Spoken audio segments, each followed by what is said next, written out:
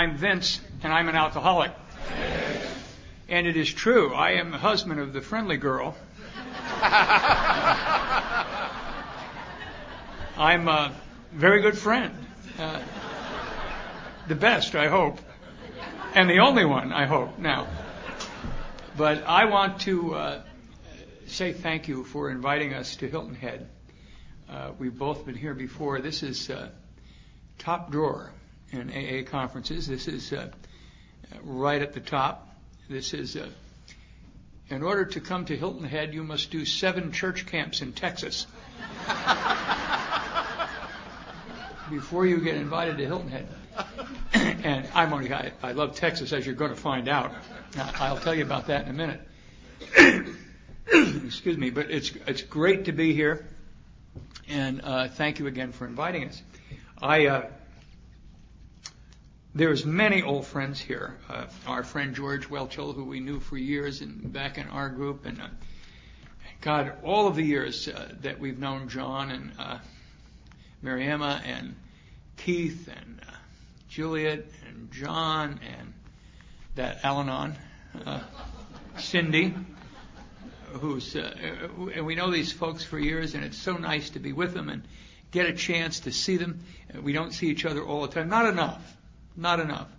And it's good to spend a weekend together. I'm honored to be with Spec 4 Sarah Walsh, back from Iraq, who served in the 1st Cav in the United States Army.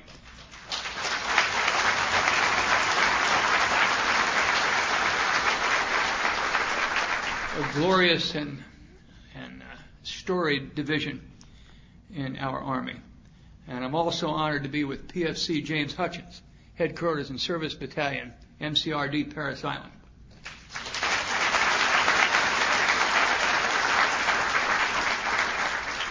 And I'm glad to be with all of the rest of you also. To you, there's some new people here tonight, and I know more people than those that stood. And I want to welcome you to Alcoholics Anonymous and let you know that that's where you are tonight. You're in AA, which is really dreadful, isn't it? I mean, dear God, it's come to this. Alcoholics Anonymous. Yes, it has. And we welcome you. And we know that if you're, let's say I know that if you're anything at all like I was when I was new, you will, well, first of all, if you're new here tonight, although we've never met you, we know all about you. We know, for example, that this has been a bad year.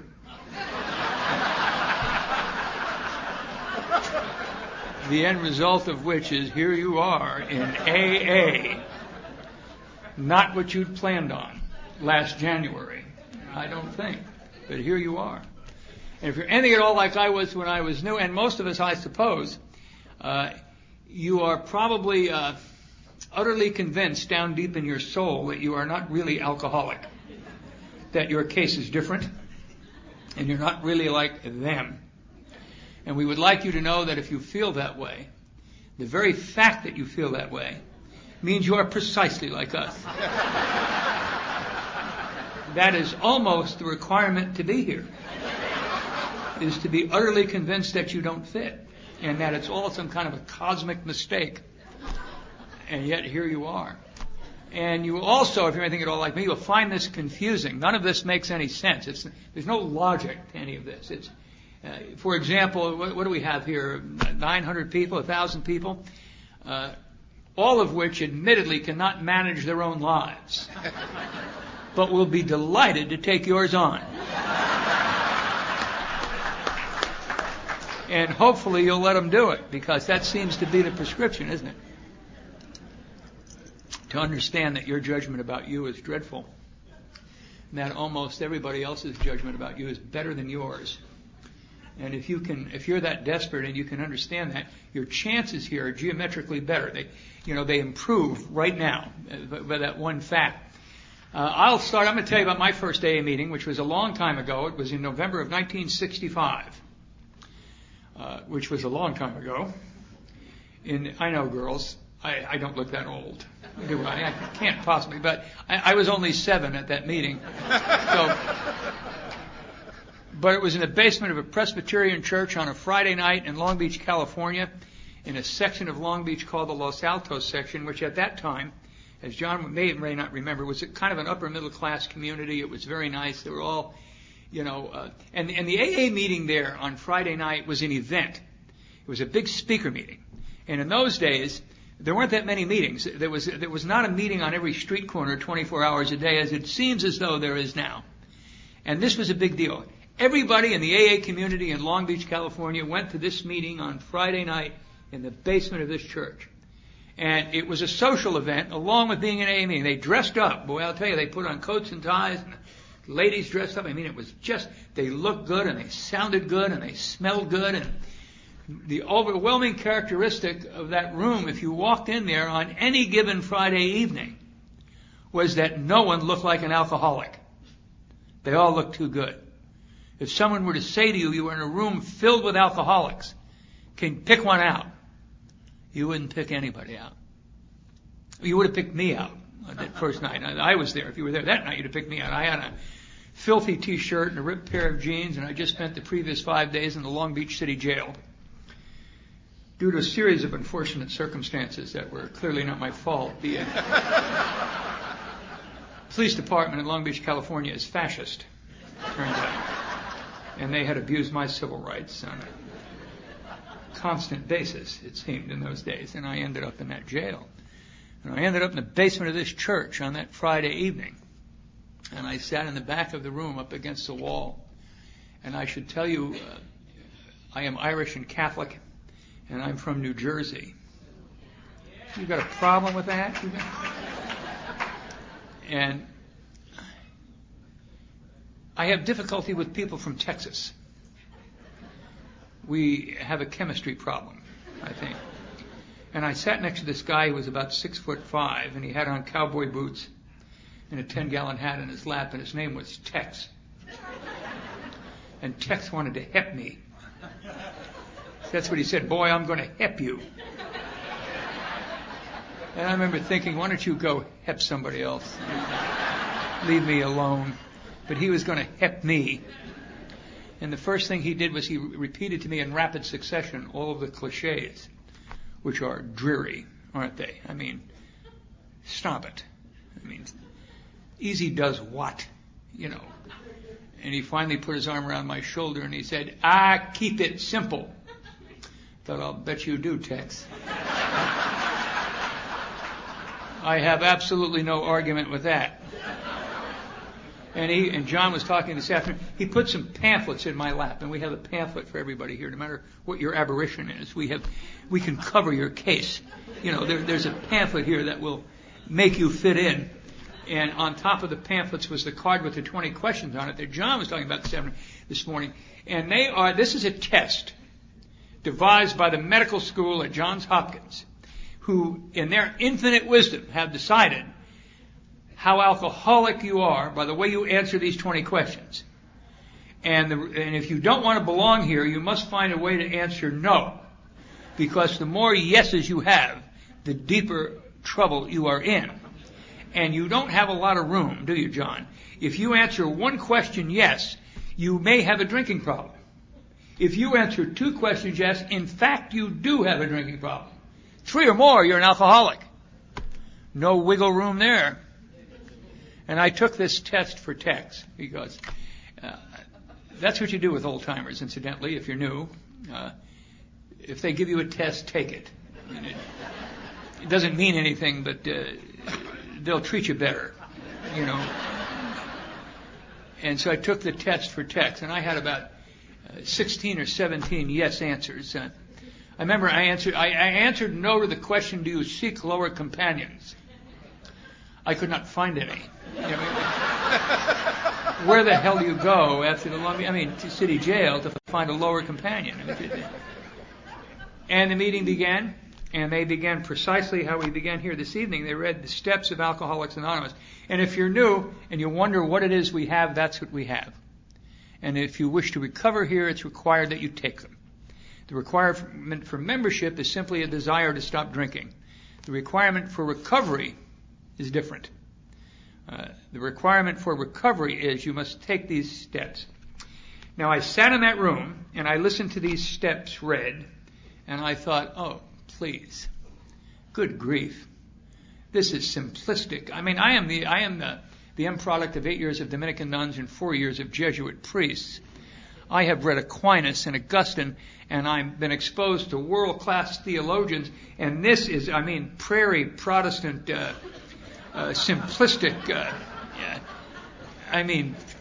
good grief. Stop it. I could see where it would work for you if you were uneducated and Protestant. But my case is clearly different. This simplistic. I could explain this to you if you'd like. Man's relationship with God is far more complex than this. This is nonsense. You all walked around with this personal deity you had in your back pocket that got you parking spaces and dishwashing jobs or whatever. How nice it would be to be simple like you and to really be able to accept this nonsense. So on some level, I dismissed these folks. I sat in the back of that room. I thought, I'm in a room full of these people from the Southwest. I thought they were going to break it out into some hymn about bringing in the crops or whatever they do. My case is clearly different. So on some level, I sat in the back of that room and dismissed subconsciously these 12 steps. I said, I'm different. And the meeting continued, and there were several people who participated, and they were nice people, and they said innocuous things that clearly were inapplicable to me. And at the end of the meeting, I don't know how you celebrate. I guess you call them anniversaries here, and we're from California, so we're more flamboyant. We call them birthdays. And they had birthday parties for the alcoholics. Good grief. Middle-aged people singing happy birthday to some moron who didn't take a drink for a year. And they had a cake with a candle on it. God, it's like something should take place at a mental institution, isn't it? Right before dance therapy, you could have, after you've worked on your ashtray, you could come up and have birthday parties for the alcoholics, and they had several of these imbecilic parties, and one in particular for this woman who was about 110 and sober forever. They had a fire on top of this cake. Boy, I'll tell you, the flames were licking the ceiling. And she got up here and she started to blow the candles out, and I didn't know whether the pulmonary disease would win or she'd get them out. She got them out, and she got up here and she said her name was Phoebe, and that she was an alcoholic. And then she said something about, did I want what she had? Not tonight, Phoebe. I don't think so. And that was my first AA meeting. And I think you could safely say that I did not have a spiritual awakening. Pretty clear. But I'll tell you what I did. I stayed sober for the next 3 years, and during that period of time I didn't drink any alcohol, nor did I use any mood-altering chemicals whatsoever, and I stayed sober and busy in the middle of Alcoholics Anonymous. And during that period of time I did everything there was to do in AA. I got a sponsor. I set up chairs at meetings. I made coffee. I chaired meetings. I spoke at a young people's convention. I did everything there was to do in AA. Except one thing. I did not take these steps. And as a result, my alcoholism got worse. And it got worse while I was sober and busy in the middle of Alcoholics Anonymous. And I'll bet you there's some people here tonight who are precisely in that shape. You've been here some appreciable length of time. And you're very busy here. And you're all involved with Alcoholics Anonymous. You develop a social life here.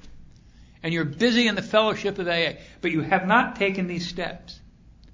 And as a result, you're getting worse too. And you know it.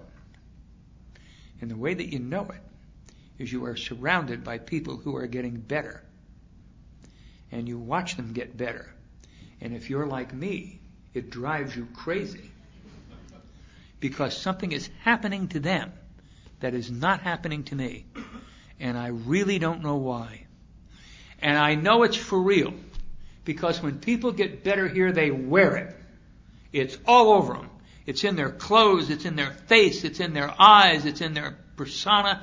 They have a sense of purpose. They're going somewhere. Their eyes light up.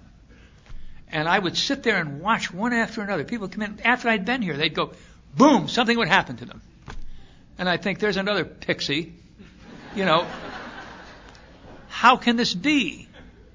And John mentioned it this morning. Did you ever feel that they had secret meetings where they met without you and talked about what it really was?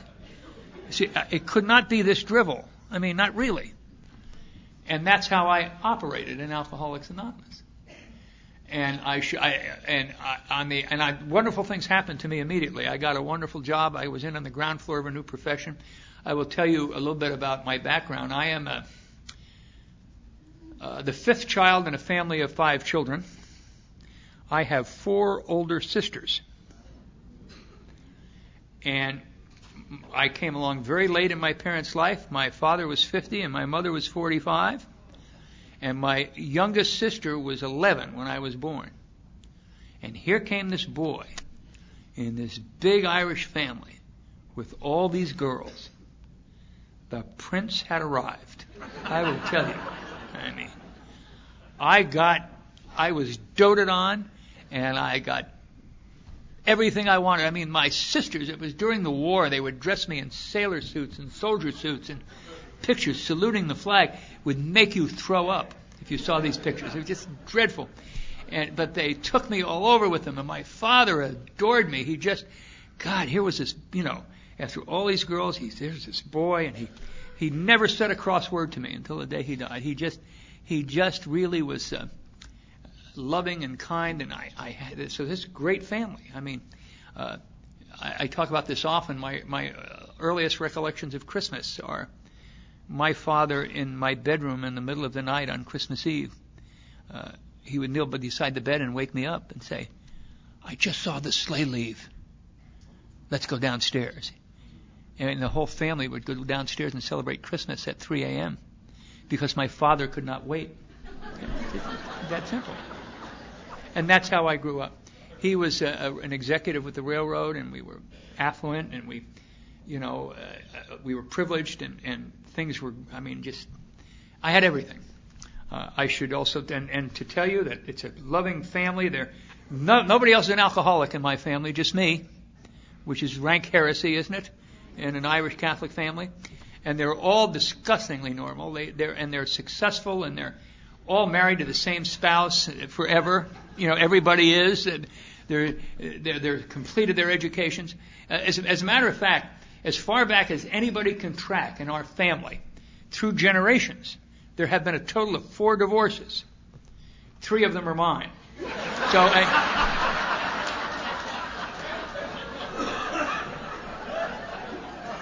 there is a statement about my family and me, okay? And so that's the way that I grew up. I should also tell you that I am a product of the Roman Catholic Church. Can't get to be much more of a product of the Roman Catholic Church than I am.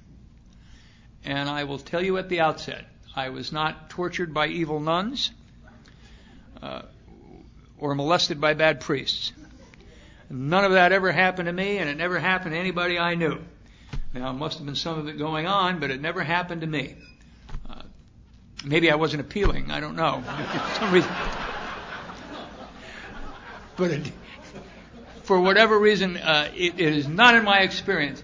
So my alcoholism, and I was educated in a religious tradition that was not what I hear a lot in Alcoholics Anonymous meetings. I didn't get that God was stern and punishing. I got the Roman Catholic message to me was that God forgives, that everything is forgiven, and I thought that was a hell of a deal. Let me tell you, if you had my life. So my alcoholism is not the fault of the Roman Catholic Church. I like to go on record with that because it's not their fault that I'm here. Not yours either, incidentally. If you're trying to hang it on them, I've got news for you. They will not accept responsibility. But that's what happened to me. Now, my parents died within 1 week of each other when I was 12. My father had a massive MI, a coronary heart attack, and dropped dead. And my mother, who'd had congestive heart failure for some period of time, died a week later. So it was kind of a tough thing. There's no doubt about it. But I was surrounded by this wonderful family and these 4 sisters who had now married and had beginning families of their own. But they all surrounded me, and they loved me, and they cared for me, and they took care of me. And there was money aside for my education. So all of that was taken care of. But I began to get in trouble in school. I'm a very good student. I get A's. But I am what is known as a behavior problem. Anybody identify with that maybe in here? I got in trouble. And I always seemed to get in more trouble than anybody else. By the time I got to high school, I went to Jesuit prep schools, 4 of them, because I was thrown out of the one I was in every year, and my family would get me in the next one. And by the time I was a senior in high school and due to graduate, I was at the top of the class academically and valedictorian of the class and due to give the address at graduation. The problem was graduation was in June. In May, I got drunk and stole a priest's car and went joyriding. And not only did I not get to give the address at graduation, they told me, don't come. Don't come to graduation. As a matter of fact, if we ever have a reunion, don't come. Do not come back. And they mailed me my diploma. So I went on to college in one of the upstate New York at one of the very best schools in the country and spent every semester in undergrad school on disciplinary probation in the 60s. You know how hard that was? That was not an easy task. And I was drunk all the time. Just all the time. And in the middle of my senior year, we went on, some fraternity brothers, we went down to Manhattan on a long weekend to party, and we got drunk, and I woke up and it was Thursday, and they had all gone back to school on Sunday night, and I found myself on 45th Street in Manhattan with a young lady, which was, I won't go into here, but it was a very unfortunate set of circumstances, and I didn't have any money, and I called my family for some money to send me back, to get me back up to Cornell, and they put their foot down. They said, no, we're not going to give you any more money. Not right now. We've had enough of your behavior. You get back to school on your own. It would be a great lesson for you. And if you get back to school on your own and buckle down, we'll send you some money. Well, I had this sense of entitlement, as you can imagine by now, and I went into this rage of how they could possibly refuse me anything. And so I decided to show them who was captain of my ship. And it was me. It wasn't them. So I went over to Grand Central Station and joined the Navy. I took the test, took the physical, and joined the Navy. I left an Ivy League university in the second semester of my senior year with a 3.8 GPA in chemistry to join the Navy. And I found myself being on a train going from New York to the Great Lakes Naval Station outside of Chicago and I thought, you know what? I've made a mistake. I have really made a mistake. And I went to this chief, this Navy chief, and I said, you know, I have a paper due back at school, and I've really made a bad mistake. And he said, I'll tell you what, kid, you're in the Navy. And he was right. I was in the Navy. And the train stopped somewhere outside in Pennsylvania somewhere, and I could get off and make a telephone call. And I decided I had an uncle who was powerful politically in the state of New Jersey, and he had a lot of power. And so I called him, and I thought, well, he'll get me out. And I got him on the phone, and I said, I made a bad mistake. I've joined the Navy. And there was this long pause. And he said, our Navy?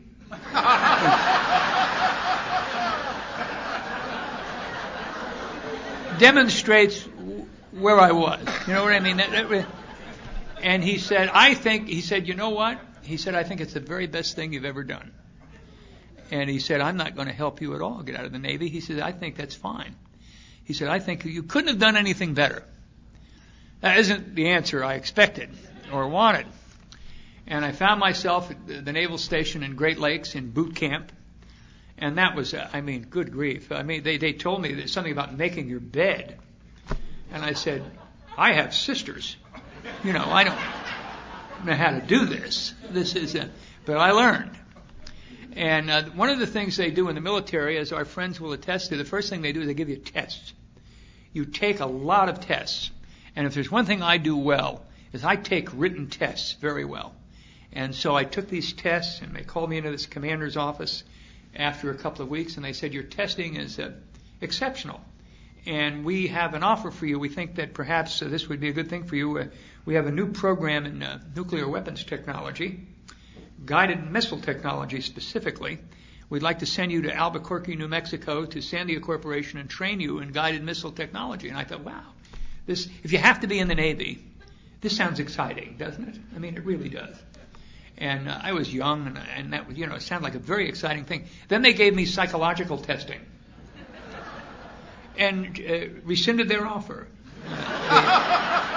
They changed their mind, and the end result was, since I was on course to go to medical school, they said, well, you can be a Navy corpsman. We'll send you to Navy Hospital Corps School. You'll be a corpsman. And so I went through Naval Hospital Corps School and graduated at the top of the class, did very well. And they decided to send me to a more advanced school that it turned out to be the very first physician's assistant program at U.S. Naval Medical Center in Bethesda. And it was, they called it in those days independent duty school, where they sent corpsmen where there were no doctors anywhere.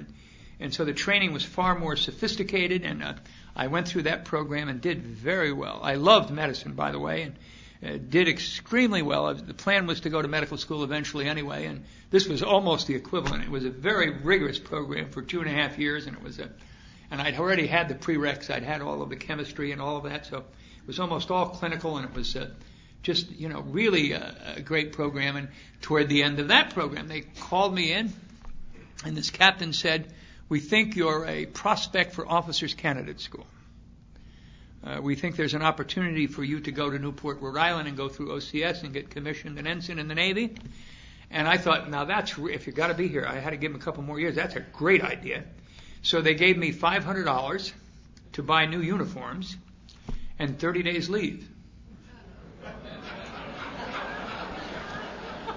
Now, that was a bad combination, as it turned out, because I ended up on the 29th day in Boston with no money and no uniforms, and due to report the next day to OCS.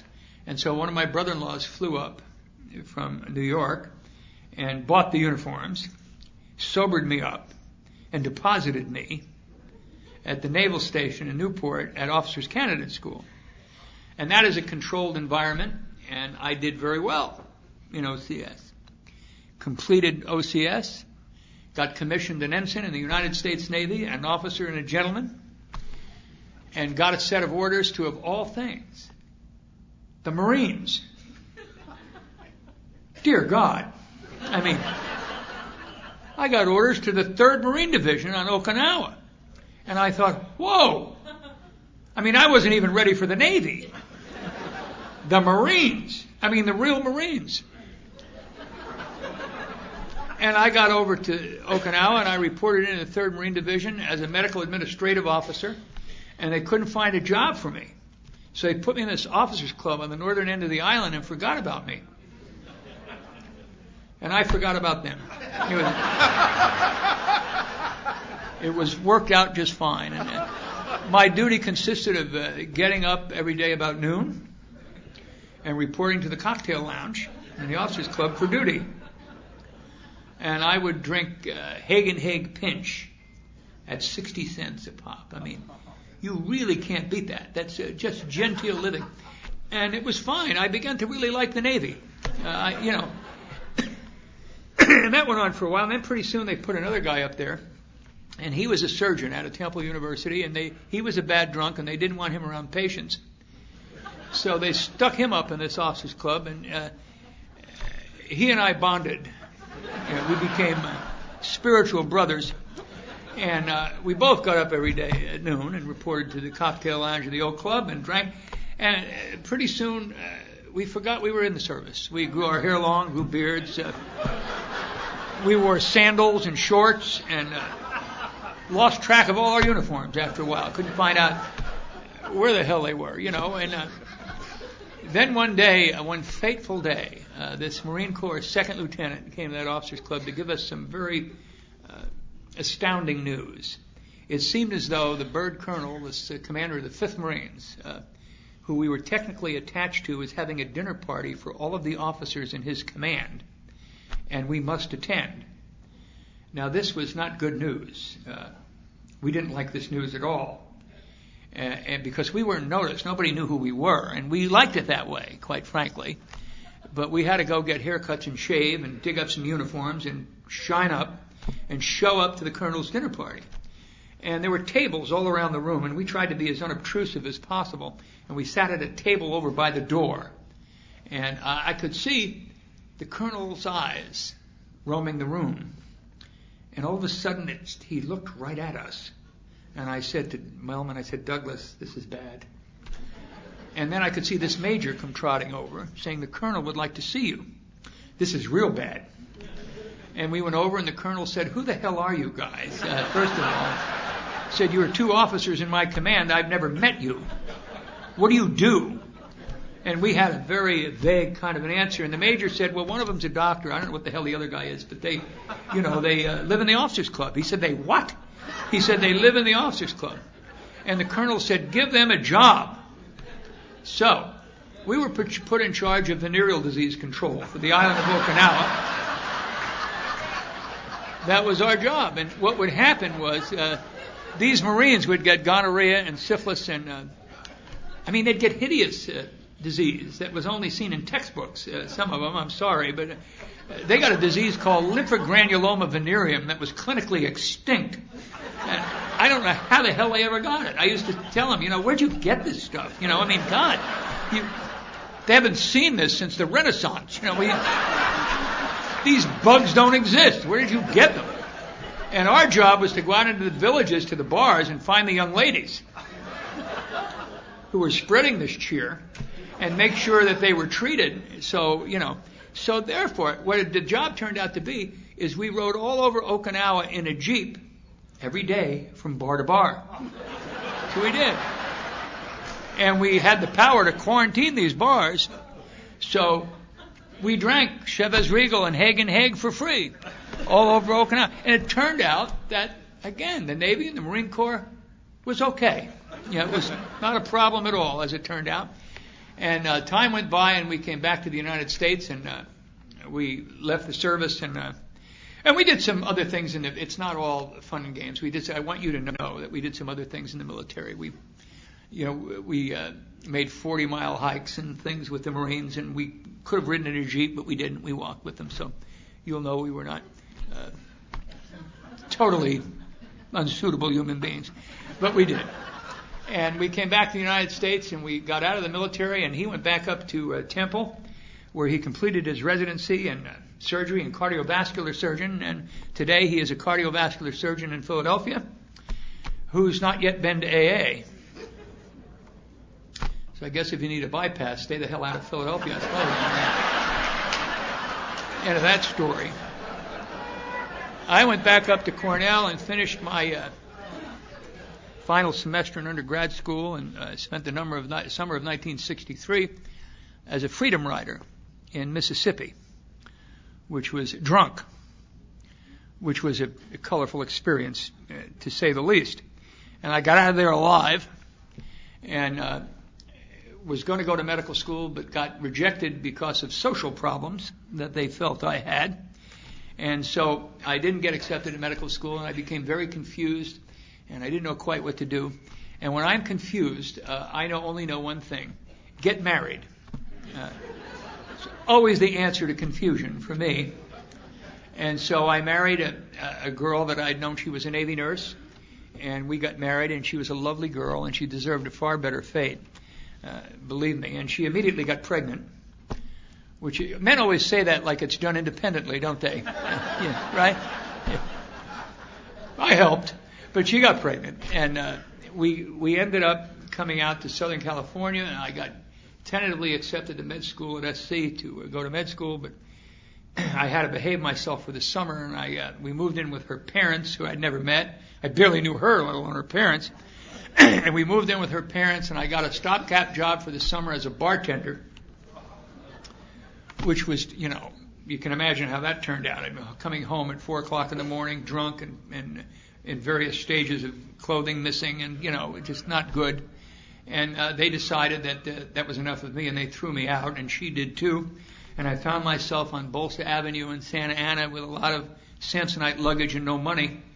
And I needed a job for the rest of the summer, so I got a job as an ambulance driver in Orange County. Now, I'm a blackout drinker, so the ambulance calls were sometimes quite exciting. I would come out of a blackout in the ambulance with the lights going and the siren on, and I'd have to say to my attendant, where are we going? Where are we going? And the crowning glory of that career was one night, and I came out of a blackout in Newport Beach, driving around a cul-de-sac with all the lights going. And I didn't know why I was there. I was going 10 miles an hour around this cul-de-sac. You know how you just can't get out of it, And the beacon and the lights are shining in these people's bedroom windows, and they're all coming out on the porch in their pajamas, watching this ambulance go slowly around this circle. And they had to send a police car in to lead me out, following out. That's how I got out of that cul-de-sac. And I lost my job over that. And I lost my driver's license, as you well might imagine. And I ended up, and that's the package I brought to Alcoholics Anonymous. That's who I was when I got here. And in the late 60s, a new job opened up in civilian medicine, a new profession, the physician's assistant profession. And I became the third licensed PA in the state of California, sober in Alcoholics Anonymous, and went to work in an emergency room in East LA, nights. And that was someplace, I will tell you. And I was the triage doc in that emergency room. I was really in charge. The doctors went to bed, and I did it. And it was exciting. It was really exciting. And I was well trained. And it was rewarding in every way. And it was just really something, except I wasn't going to meetings. And I hadn't taken these steps. And I met another girl, a beautiful girl, the daughter of a longtime sober AA member, and we got married. She went to Al-Anon. And we were just so cute. I mean, we really were. I was in on the ground floor of a new profession, and she was beautiful. She was in Al-Anon. And I mean, great things were going to happen. For every group has a couple like that, don't they? I mean, great things are going to happen. Except nobody had taken these steps. And there was no recovery. And I would go in this emergency room at night, and I would get depressed. And I would get inadequate. And I would get these overwhelming emotions and feelings of not being up to the task. And there wasn't any recovery. And so there was no recovery to deal with depression. But I have a superb medical education, so I know how to take care of depression. Dexedrine. 15 milligrams Spanchules work best. And by the time I was through with those, I was taking 6 or 7 of them a day. Now, anyone that knows anything about amphetamine abuse will understand that's got you moving right along. I'll tell you, whatever you're doing, it will be in a hurry. But there's a problem with that. And that is long about the 6th or 7th day when you've not slept nor eaten, and your hair stands up on end like that, and your eyes are dilated out over here, and you always look as though you've just witnessed an axe murder. That's who you look like. And you show up in the emergency room to help the sick. And it does not look good, I will tell you. The guy you're relieving never wants to go home. He's always saying things like, Vince, you need something to eat. When have you slept last? But thank God for medicine, because there's a drug for that, right? And that drug is called Demerol. Oh, everybody, you all know what Demerol is, don't you, huh? And Demerol is I'll tell you something that's secret. It's not a narcotic. I'll bet you think it is. It's a synthetic. But don't worry about it. It's academic. It will take care of you. And I began to use Demerol in the emergency room to get off the amphetamine. And the only problem with Demerol, but before I do that, I want to say something else because it's AA. This is Alcoholics Anonymous. And I have to make this clear if you're new. In my opinion, it's informed opinion, but it's my opinion. Alcoholism and narcotic addiction are different. They are not the same. So everybody knows that. And the difference is this. Narcotics are addictive. They all come from opium. Everything comes from opium. And they're addictive. Heroin, morphine, Dilaudid, it's all the same thing. It's all addictive, and it's addictive for everybody. You inject morphine or heroin intravenously, you will be addicted, period. Physiologically and psychologically, and you don't even need to have an addictive personality. You will be addicted. That is not true with alcohol. Turns out 9 out of 10 people who drink alcohol do it with impunity. They're social drinkers. They never come to AA. They don't wreck cars. They don't go to jail. They don't wreck families. They're not divorced. They are social drinkers. Now, I don't understand them. They say things like, no more for me. I'm driving. Really. Well, I'd love to have another, but my wife's waiting dinner. I'm going home. Are you going home? Are you? I'm going to Las Vegas. That's what I'm going to do. And that's the difference. So they're not the same. On the other hand, I've never met a social heroin user. I don't think they exist. Now, many here have done both, and you're welcome. I mean, but to function here, you must be an alcoholic. Whatever else you did is like an added benefit, kind of. But in order to function here, you must be an alcoholic. But at any rate, so that out of the way. The other problem with Demerol is people care about where it is. I mean, really, they get so upset. Excuse me. They open the narcotic drawer in the morning, and all the dope is gone. And they say things like, Vince, where's the Demerol? And I have to say, I don't know. It was here a minute ago. Nobody likes that, let me tell you. And finally, the people who really care about Demerol are the Medical Quality Assurance Board of the state of California. They care. You think we care? They care.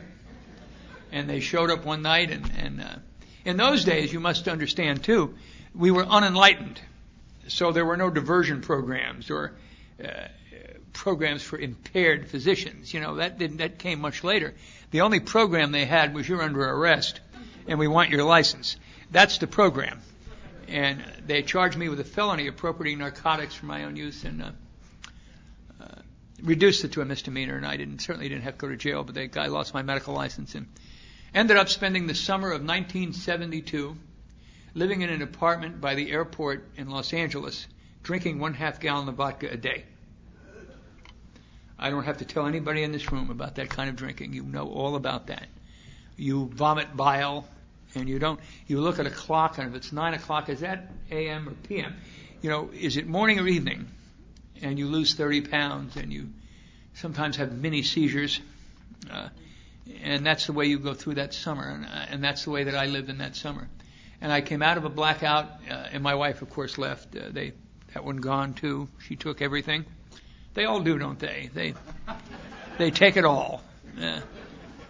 And I found myself in Newport Beach, and I don't even remember how I got there. I don't remember to this day. Can't tell you how I got to Newport Beach or why I was there.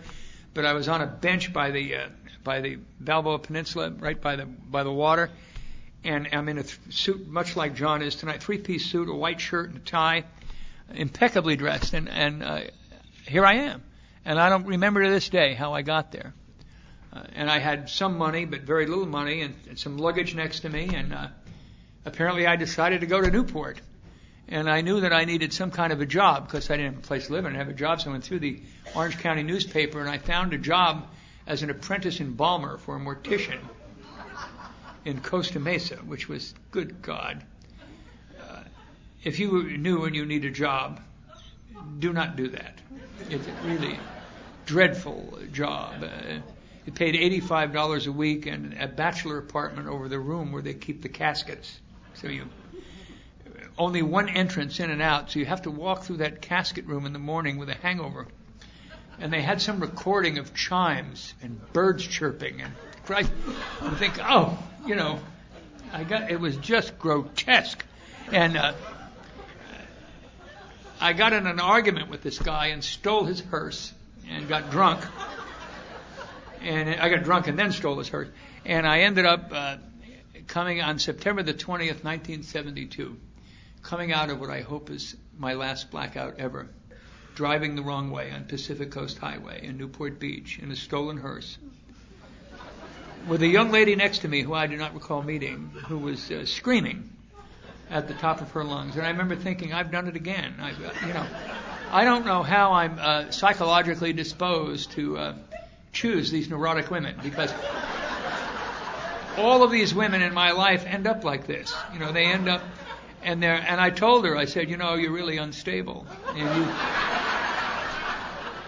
you should get some counseling. And that was September the 20th, 1972. And I haven't had a drink of alcohol or used any mood-altering chemical from that date to this. And it's a big deal if you're me, for sure. But if you would have materialized in the back of that hearse and said, here's your future, it was astounding. I would not have believed you. You would have said, today, you're going back to AA.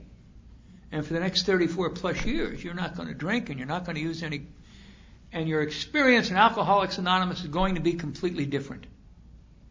And it will be different because for the first time in your life, you're going to be desperate enough to take actions you don't believe in and direction from people you do not like.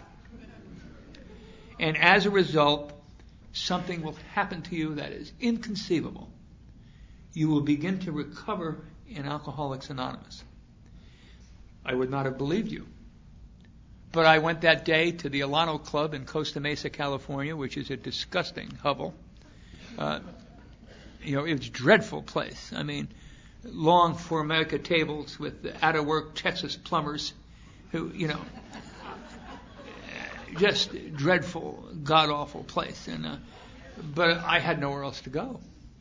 And so I got all my belongings from the mortuary. He was upset. I brought his hearse back to him, but he was very unkind and didn't understand my borrowing it. And he had thrown my clothes out the window of the apartment over the casket room. And I found myself at 6 a.m. in this blacktop parking lot of this mortuary with all my clothes strewn all over. And thought, I really need to make a move here. I really have to come up with an idea. And the best idea I had was the Costa Mesa Alano Club. And that's where I went. And I sat at the coffee bar and I had some coffee. And I would like to tell you that I went to an AA meeting there that noon, and it was terrible. Just terrible. Awful meeting. And I went to a meeting there that evening, which was worse. And the manager let me sleep on the sofa, so I didn't have anywhere to go. And the next day I rustled up some money somehow and rented a room in Costa Mesa for $11 a week. You know what $11 a week rooms are like? They're unbelievable. And I went into this awful place and thought, I cannot live. I've never lived in. How could I ever live in a place like this? I'll have to be here for 2 or 3 weeks till I can figure something out. 2 years later, when I moved out of that room, it was a whole different story. It was a completely experience I could not have foreseen. And I spent my first 2 years of sobriety in Orange County in the Newport Beach area. And if you would have asked me on any given moment during that 2-year period of time, how are you doing? I would have told you, my God, I'm awful, just awful. I've lost my medical license. I have no profession. I have no career. I lost jobs that were unbelievable. I lost a job as a gas station attendant for being incompetent. You know how hard that is? I mean, I lost a job as a $1.87 an hour drill press operator in a machine shop where you walked in the morning and sat on a stool and they wheeled a cart up with copper plates in it. And you'd take a copper plate and you'd put it under the drill and pull the handle. Then you would take the copper plate and put it over here. That was the job. I managed to put the hole in the wrong place in about 1,000 of these copper plates one day. And the foreman, who was very kind to me, said, you know what, son? He was from Texas, from Dallas somewhere. And he said, I got to let you go, boy. I always call you boy. I got to let you go, boy. He said, too bad. I could see you're a real trier. Yeah, he did. He said, but you're really not quite bright enough to do this kind of work. And I said, bright enough. I said, you redneck moron. I said, I'm a graduate of Cornell University. And I'll never forget what he said. He said, I'll tell you what, boy, you ought to go on back there and take the course in drill press operating.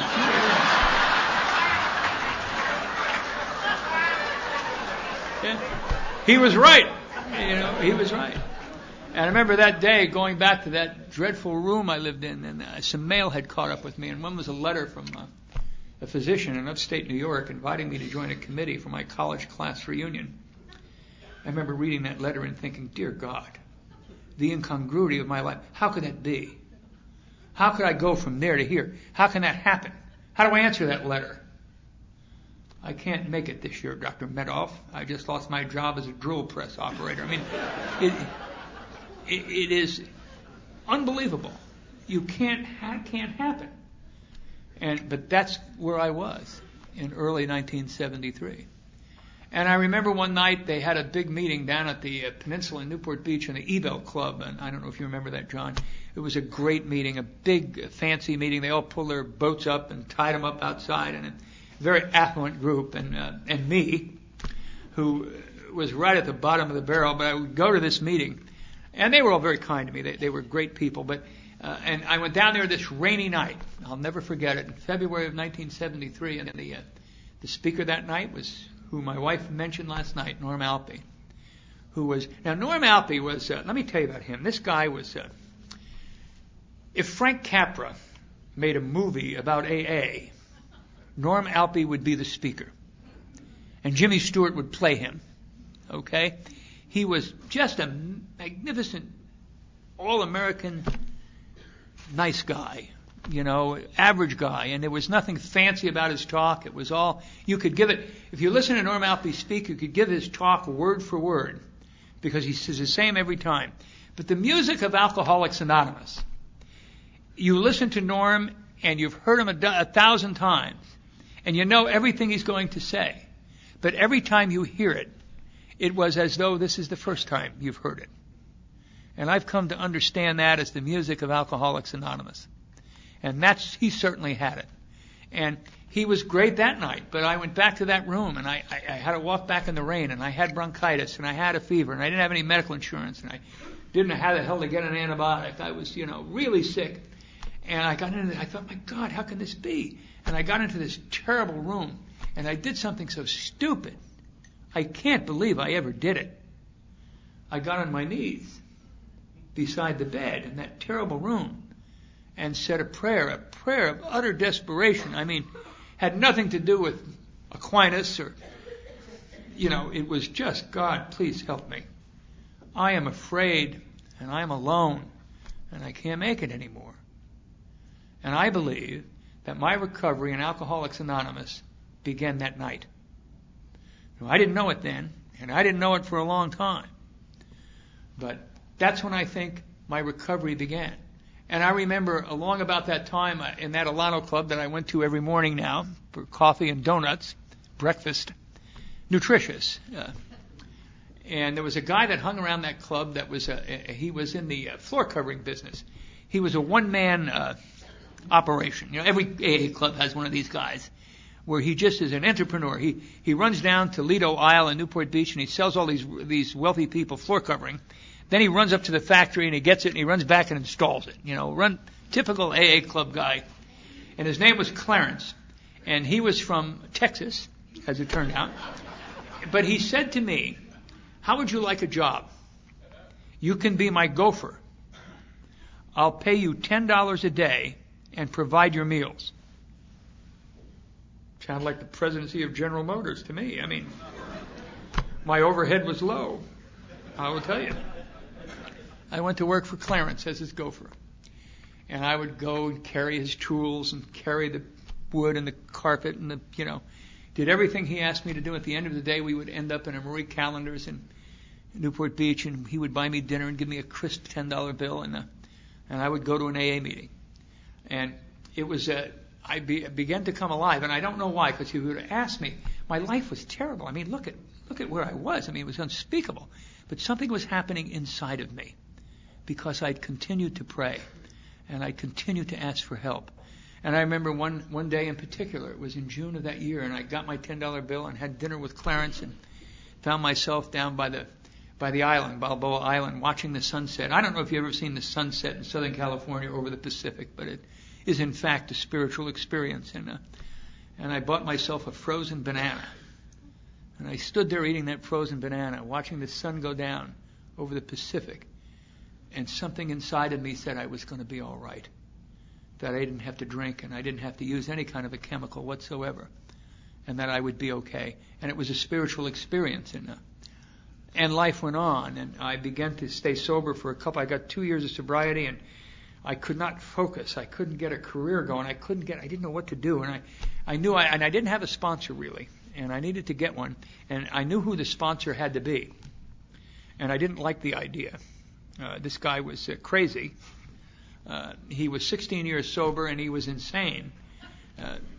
And he was a big speaker all over AA, and he'd carry this coterie of people with him, and they'd get his coffee and save his seat. He was just really a pain in the ass. I didn't like him at all. I didn't like this guy at all. But he had apparently this amazing capacity to help the losers in AA. I mean, people would get him for a sponsor, and they'd join this fascist AA group on the west side of Los Angeles, and their lives would come together. And I couldn't understand why that would happen. The dregs of humanity from Orange County would go to this guy, and they'd come back transformed. I remember one guy, Tank Top Red the biker. This guy was despicable. He had matted red hair and all of his teeth out, and he carried a pint of Canadian Club in his back pocket. He drank in the meetings and wanted to kill people. That's what he did. And I used to see Red in the meeting. I say, "Oh no, God, please don't hurt me, Red, not tonight." And Red disappeared off the face of the earth. Nobody saw him. Rumor was he got this guy for a sponsor, and he went to West L.A., and nobody saw him. And 6 months later, I was in a meeting in Newport Beach, and somebody nudged me and said, "Hey, there's Red." And I turned around, and my God, I said, "Where? I don't see him." They said, "Look closely." And there he was in the back of the room, except he was clean shaven, and he had a haircut, and all his dental work had been done. And he was in a blue blazer, gray slacks, and penny loafers. Right. Sitting in the back of the room. And they called on him to talk. And he got up to the podium, and he said his name was Red, and he was an alcoholic. And that 6 months prior to that, he had made his first child support payment in 10 years. And next week he was going to vote in the presidential election for the Republican. I mean, Red pushed you right over the edge, I'll tell you, I thought, I got to get this guy, So I called this guy and asked him. Now, by now I'd acquired some material possessions. I had a 1964 red Chevrolet convertible with no brakes and a hole in the top. And I used to drive that to meetings in Newport Beach. And as soon as I would pull into the lot, everyone would immediately get into their Mercedes and BMWs and put them on the other side of the lot. So they would always say things to me like, "Do you have insurance on that car?" I hadn't had a driver's license in 3 years. Why the hell would I have insurance? It's kind of a redundancy. But that's what I did. And I drove this old car up to this mission on Skid Row and asked this guy to help me. And I'll never forget what he said. He said, "I will help you on one condition, that you can accept the very simple proposition that your best judgment about you is awful, and that my judgment about what you ought to do is infinitely better than yours. And if you will do everything I suggest you do without debate," and that's important in your case, "no debate, I will help you." Well, I was just desperate enough that day to make that unholy pact with the devil. I agreed to do that. And the first thing he did was he looked outside at my car, and he said, "Do you have insurance on that car?" And he said, "You don't have a driver's license either, do you?" And he said, I'll tell you what I want you to do. I want you to move into this mission and live here. I said, what? He said, I said, I live in Newport Beach. He said, I want you to move into this mission and live here. And I want you to come down to my office every day, and I want you to put on your 3-piece suit, and I'm going to give you an allowance. I'm going to give you $8 a day. I want you to go outside and catch the bus that runs up Wilshire Boulevard, get a handful of transfers, and every time you come to a hospital or medical facility, I want you to get off the bus, go in, speak to the administrator, tell them that you've lost your license, but now you're sober and free from narcotics for 2 years in Alcoholics Anonymous, and you need help getting your medical license back, and you need a job.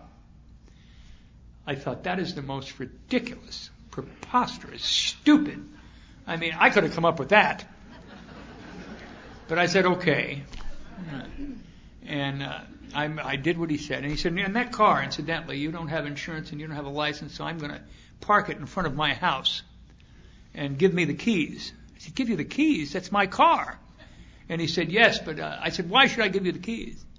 And he said, I'll tell you. It's because law-abiding citizens such as myself should be free to drive on the city street, safe from morons like you.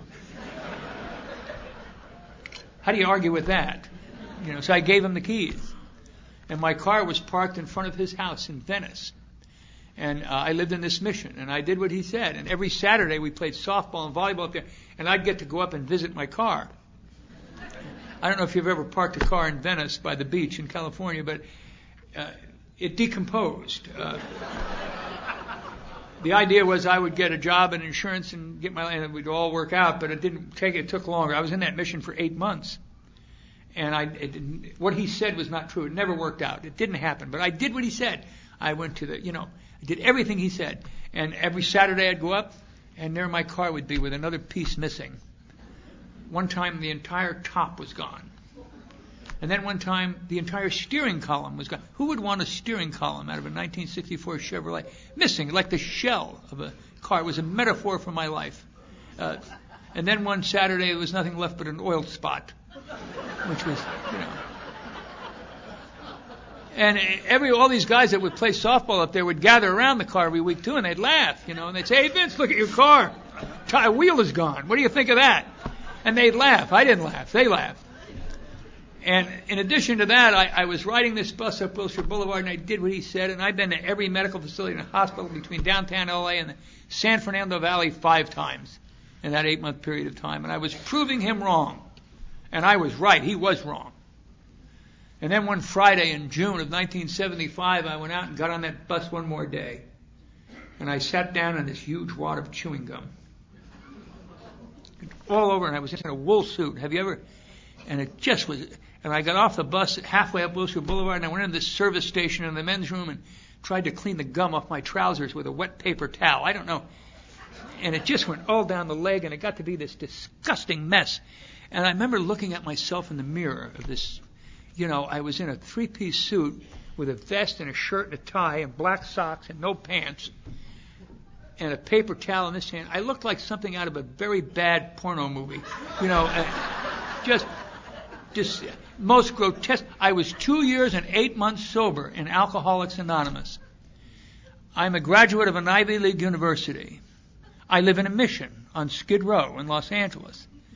I didn't know anybody in AA doing as poorly as me. Not ever anywhere. Anywhere. And I mean, how does this be? How can this happen? And I thought I might as well drink. The only thing that will save me from, and I'm praying and I'm saying this prayer, I'm doing everything I'm asked to do, and my life is just grotesque. And I thought, well, maybe if I won't drink if I sit in a movie. I'll go to the movies. And so I got back on the bus with chewing gum all over my pants, and I rode to the end of the line in Santa Monica to the ocean, and there was this cafeteria where you go in and get a tray and go get food and get your lunch, and I had enough money for lunch and a movie, and I got the tray, got my lunch, set it down, went outside to get an LA Times, and the busboy took my tray. My lunch. That's funny. And I had enough money to walk over to the UCLA campus to go to the movies, and I thought I'll sit in the movie, and I walked over there to the Bruin Theater, and the movie was The Godfather 2. It was the movie, just out, brand new. And I stood in line to buy a ticket, and someone called my name. And I turned around and came face to face with the administrator of the medical center in which I had been arrested in for stealing the Demerol, using the Demerol.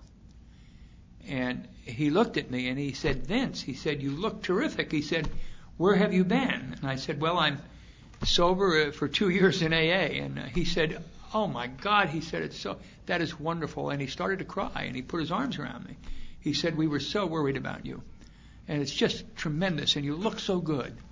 And he said, "When have you worked last? Are you working?" I said, "I haven't worked in a long time." I said, "My license is gone." He said, "Yeah." He said, "Well," he said, "this is remarkable. We have a urologist that's joined the group practice who's a member of the Medical Quality Assurance Board. And he's just joined our practice and he'll be in the clinic tomorrow on Saturday seeing patients. And I'm going to call him and I want to have you and I to have lunch with him. And we're going to ask him if he can help you get your license back. And if he can, how would you like to go back to work in the emergency room?" And we went down there the next day and I met this urologist and he wrote some letters. And within 60 days, my medical license was restored in the state of California, and I went back to work in the very same emergency room in which I was arrested in for stealing the Demerol. And I worked there as a PA for the next 2.5 years, and during that period of time, no drugs were missing, and the patients got excellent care. And I had an opportunity to make amends. And I took these steps, 1 through 12, precisely as they're outlined in this book. And if you're new, you must do this if you are to get better. And these steps, incidentally, are precisely what they say they are. They're nothing different. They don't need any special interpretation. You don't need a 6-day retreat to find out how to take these steps. You simply must do them. They need no interpretation. They are what they say they are. Moral inventory. The word moral is not there by mistake. It's not a psychological inventory. It's not designed to get you in touch with your feelings. It is designed for you to tell us your secrets. And if you do, you are free. You are free. And yes, you must pay the money back. You are not number 1 on your amends list. As a matter of fact, you're not even on it.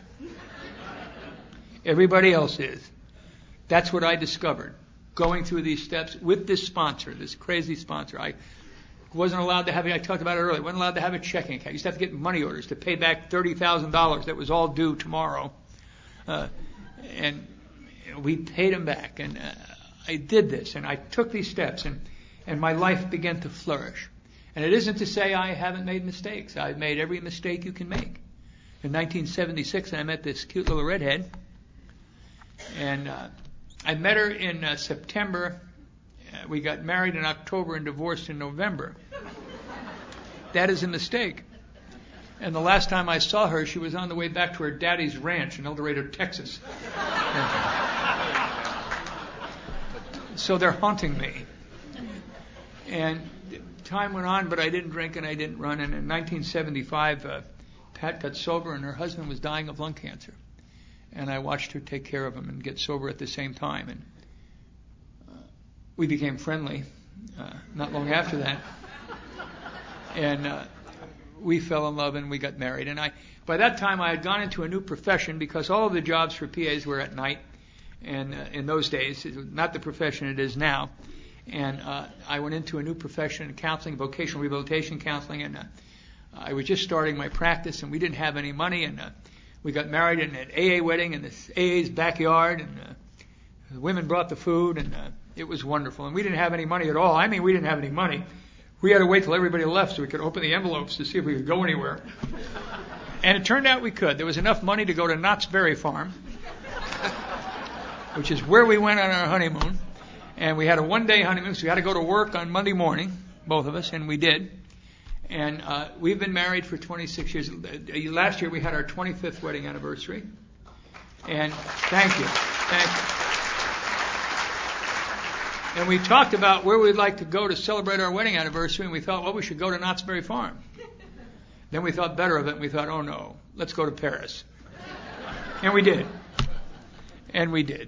And our life is, I can't tell you how grateful I am to be with you and to be part of this action here and to be in a marriage with this wonderful, wonderful woman who I love with all my heart. You can't, if you know anything at all about me, to say I've been married 26 years to the same woman is, my God. My family still is aghast. They can't believe this. But, by the way, I am a respected patriarch of that family now. All my nieces and everybody calls me for advice and counsel. And I'll tell you one other thing. That pregnant first wife had that baby and gave it up for adoption. And I was too drunk to do anything about it. And it was a terrible thing. And when I was sober 8 years, I hired a private investigator. And he found her, this girl who was raised by wonderful people and had great parents. And we had an adoption psychologist call her and ask her if she wanted to talk to me. And she said she did. And we talked, and I flew to Florida, and we went to dinner. It was an awkward, difficult thing to do. It was hard for me. It was hard for her. But we've talked on the telephone ever since, all the time. And so last week we talked, and we've developed a relationship. And she asked me if I would like to come to Kansas City and meet my grandchildren. And I'm going. And our life has been magnificent. We've had our ups and downs. We've had our bad breaks. Who hasn't? That's part of life. It has nothing to do with sobriety. There's been, but never with each other. Never with each other. We've had, I had my own vocational counseling firm, and made a huge amount of money. And we had big homes in Pasadena and Mercedes and BMWs. And then they changed the law, and my income went from a couple $100,000 a year to $30,000 in 1 year. That's a drop. I celebrated that with a heart attack. Bypass surgery. We had to sell the house at the bottom of the market, and owe the government $100,000. All the things that happened to you happened to us. 3 years ago, I got diagnosed with colon cancer, almost 3.5 years ago now, and that was frightening.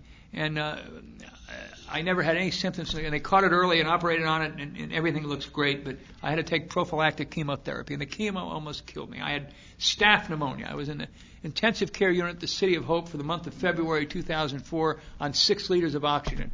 They didn't think I was ever going to function without oxygen again, and it was a scary time, and we didn't think I was going to live. I was sure I wasn't. I knew too much and knew I wasn't going to live. But something happened. I would wake up in the middle. Pat had to work. We were broke, and she had to go to work, and she couldn't be there 24 hours a day. And I'd wake up in the middle of the night, and ICU, and you know who'd be there? Al-Anons. Al-Anons. And I love Al-Anons. And they would be coming at me with a glass of Ensure.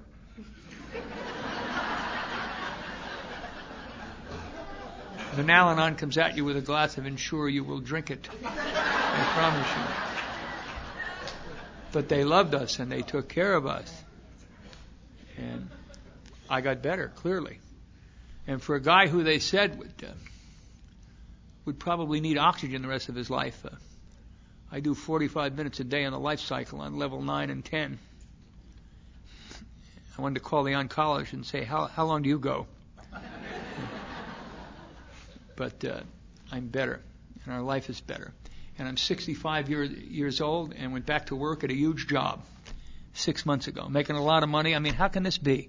I thought I was going to die, and now I'm back working, and things are great. And so I'm going to close. I'm just going to tell you one thing. I want to talk to you who are new and young and male. I've got some advice for you that I hope you take. Women are not the enemy.